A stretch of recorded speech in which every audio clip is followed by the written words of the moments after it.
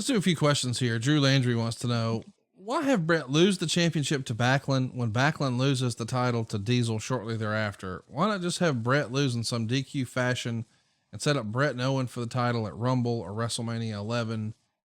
That's an interesting question. You know, I understand the need for Backlund. If you really want to go with Diesel, then maybe you don't want to hurt Brett. You want a transitional champion. I get that. But I could also see how Brett versus Owen at WrestleMania 11 for the title could have been awesome. And if maybe it doesn't work there, maybe it could at the Rumble. Had Vince lost faith and confidence in Brett and Owen as a pay-per-view attraction? I don't know if he had lost faith in them. I just think that there was kind of looking at it, wanting to try Diesel as the champion and Diesel is the guy. That decision was made. It's as simple as that. Was it based on Vince seeing soft houses and feeling like we needed a change? Or, you know, there's the conspiracy theorists in wrestling who would say, oh, it's because the Click got in his ear. No, Click had absolutely nothing to do with it at all. It was more just looking at the reactions that Diesel was getting, coming out, and he was getting babyface reactions. I think a lot of that had to do with Shawn, but that's what it was.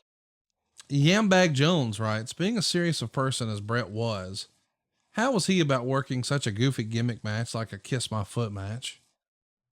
And dude, I asked that. It's not my question. Thanks, Yambag. But we know that he didn't necessarily love when wrestling got super edgy in the Attitude Era. And he was, coming up when wrestling by and large was more family oriented and there were more kids involved and things like that. So this feels sort of old school and classic, but it is a little silly. Where did Brett land on it? I don't think Brett was happy about it. I don't think Brett was real pleased about doing the kiss my foot match. What about Lawler? He did it. He did it well. A guy like Brett is universally regarded as being a Mount Rushmore level in-ring performer. And if you're a Southern guy, like let's say a Jeff Jarrett, Jeff believes Jerry Lawler is the greatest performer of all time. And there's a lot of other folks who hear that nationally and they think, oh, that's that Memphis. And Memphis is just sort of dismissed. What did Brett think of working with Lawler? I don't think that he was really high on Lawler. But see, I'll tell you this, the Jerry gets painted with that Memphis brush, rightfully so. And I don't know that things that they did in Memphis would work elsewhere, anywhere else in the world in a great many respects. However, here we go. I will say this about Jerry Lawler. I saw Jerry Lawler come in to San Antonio, come into Texas, Florida, Mid-South, different areas, and immediately get over, because Jerry Lawler knows how to get over. And Jerry's promos are believable. They're straightforward. They sell tickets, and his work was good. Now, if Jerry came in to do a lot of the Memphis shtick that they did and the booking that they did, I don't think that would have gotten over everywhere. But Jerry Lawler, singularly, as a performer, I think could have gotten over anywhere. Well, I don't think that's too hard to argue. Totally agree. Ranters Nation Network says, did Brett keep the company popular through the tough years of 94 and 95 and the company? Better said, was he, in your opinion, the franchise in 94 and 95? I think that the logo was the franchise during that time. Okay. It was just branded well. Yes. Michael Burgett wants to know, we had the big rivalry in this era between Brett and Owen, with Owen chasing the title for Brett. Was there ever any consideration of Owen holding the title and Brett chasing the title? There was consideration for a minute, but I think the feeling of Owen on the chase was the better story. Is that because Vince, I mean, you've told us before that the WWF was a quote unquote babyface territory. Is that what that comes down to? Partially, but I also think that it came down to, if you put it on Owen, then Owen is climb the mountain. And part of Owen's charm was, and part of his heel was that he couldn't get it but always felt that he was getting screwed in not getting it. Totally makes sense. Here's one from Michael. He wants to know, I always liked Bret and thought he was phenomenal in the ring. He seemed like a real mark for himself, though. Do you see him that way? This is some of that Bret haterade. And I know that there's a contingent of folks who work in the business who think it's not cool to keep any of your collectibles or any of your keepsakes or mementos. As I'm looking at you, you got some of your stuff hanging around. I think it's cool to, I mean, why not? And for whatever reason, that gets villainized sometimes when people talk about Bret. Why do you think that is? I think that Bret was proud of his career and proud of his accomplishments. I'm proud of my career and proud of my accomplishments. So, I don't if he's a think, mark, so am I. And to that, I think that Bret, did see himself in a different way, maybe sometimes than others did, but that's okay. If you don't see yourself as a champion and carry yourself as a champion and the guy, then you're never going to get to be the guy. I've always been under the impression to be successful in wrestling or just in life, this isn't going to be popular, but if you don't believe in you, who will, right? Exactly. So you got to own it and go for it. And he did, man. No doubt about that. Here's one from, the Rosen Coaster. With the failure of the Lex Express in 93, were there any ever serious considerations of turning Lex and working with Bret as a champ during this era? How come that match never came to be? Lex left. That was the plan though, you think? No, it wasn't. It was talked about turning Lex heel. Yes. But that wasn't a specific plan. We were going to continue to team Lex with Bulldog.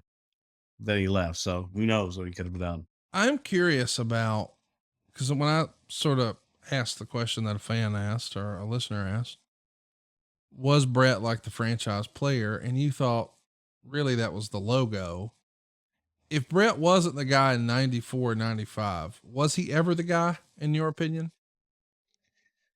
I just don't know if Bret was ever in the position to be the guy. And I know that's not, well, he was the champion. Yes, he was, but I still don't know that everything was around him to make it so that he could be the guy. Did you feel like, and I'm not saying this to be funny, I'm trying to understand and follow, like, because one of the things you and I've talked about a lot on the program and in the archives is the what if scenario, right? Like, what if the screw job doesn't happen? And what if, because we know Shawn Michaels is gone 5 months after that. But if Bret hung around, man, what would have been possible for him when the company really got hot? It's just crazy to think about. And we talk about all the time that timing is everything. 93, it feels like this is a company in transition. We try to make him the champ in 92. He has it through most of 93. We do the whole Hogan Yoko thing. Yoko kind of becomes the guy. 94, I think it's hard to argue that Bret's not the guy in 94. But by 95, it does feel like Vince had lost some confidence and was just trying something new. And even though he's going to start 96 with the title, we all know he's going to drop it to Shawn at at WrestleMania 12. I'm with you. I don't know that Bret really had an opportunity to stretch his wings. And it would be interesting to think about if he stuck around through 98 and 99 and 2000, what that could have looked like with him and Rock, him and Austin over and over and over, him and Angle, him and Benoit, him and Jericho, on and on and on. Right? Yeah. And again, I don't know, because when you look at all those names were new. Yes.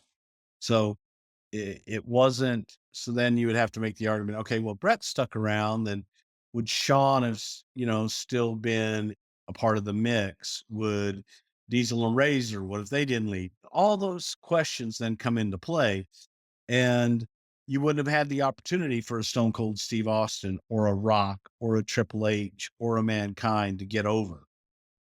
So I think that while it is timing, it's circumstance too. I just look back at 95 and I think, and you were there for it, was 95 the worst year economically in company history? Like, do you remember it being like, Cause you're there at the peak, right? So you're there right after WrestleMania 3 and you see all the phenomenal Hogan stuff. And then you see the worm start to turn a little bit with the Iraqi stuff and it starts to slow down a little bit. But by 95, it does feel like if there was a low point, and I know, you know, we never sell those, it was probably 95, right? Probably so. If, you know, if not the one of. What else would you put up there with 95 year wise? I mean, I know 93 had to be tough because it was like a company in transition, but you had Hogan for a hiccup. You're trying to do the Yoko thing, but by 94, it feels like, all right, we're just trying this new generation stuff. You could take a look at like WrestleMania 10 and see every celebrity in the world there. And we try to do that again for 11. I don't think anybody cared. Just 95 just feels less than. 96. You start to feel some momentum. 97. Whoa, Yeah. we're heating up. It's going to be a toss up between 94 and 95. Okay. Well, what we know for sure is that things are going to get hot for Shawn Michaels, Bret Hart's biggest rival. Next week, we're going to be talking about Shawn Michaels and his 97-98. From losing his smile and forfeiting the title in February to all the backstage stuff that happened with him and Bret over the summer of 97, the eventual heel turn, bringing in Rick Rude, creating DX. Unfortunately, the screw job, the Undertaker injury, the Hell in a Cell. So much to talk about. Of course, Owen Hart sticking around, and then we know what happens. He gets hurt at the Rumble and drops the title to Stone Cold at WrestleMania 14. But I think when you take a look just at an in-ring performance, swagger, character, blah, blah, blah, there's a snippet of Shawn there from late 97 into early 98 that I don't think will ever be paralleled. And it'll be interesting to sort of see how the company has changed too, because we're talking about a company in maybe tough times here, 94, 95 with Bret, but 90, 97, 98, man, we start to get a little bit of momentum. And unfortunately, Bret's not there for all of it, but he's there for a lot of it. What do you think we'll talk about next week with Shawn Michaels on deck?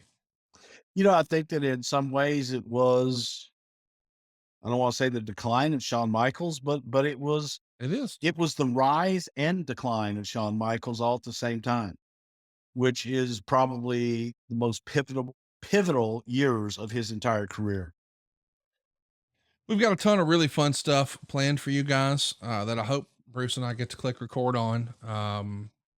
Of course, this week it was all about Bret Hart 94, 95. Next week, Shawn 97, 98.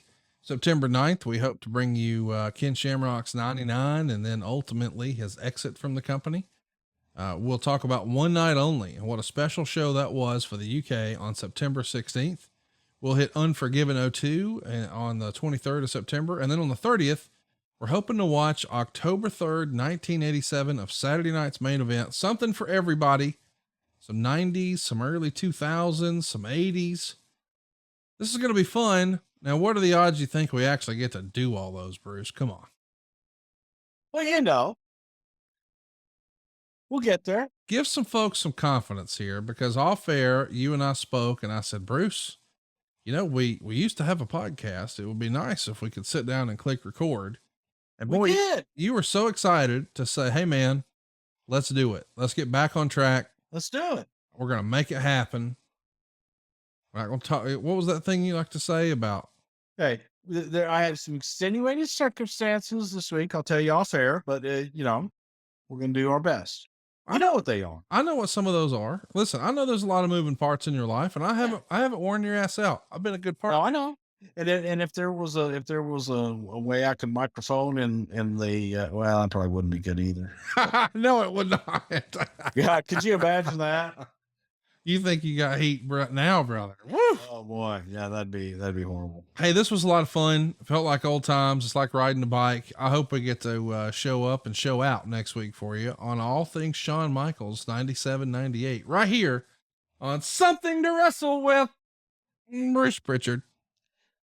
Rock on.